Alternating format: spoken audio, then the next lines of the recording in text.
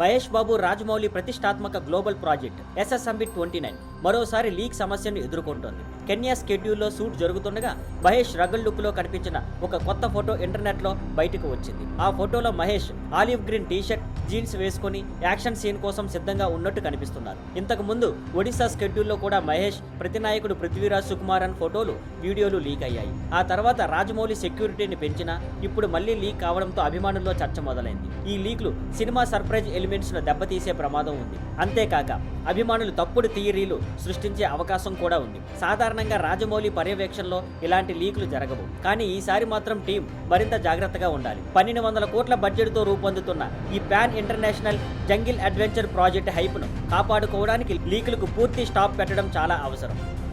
Thank you for watching. Please like, share and subscribe.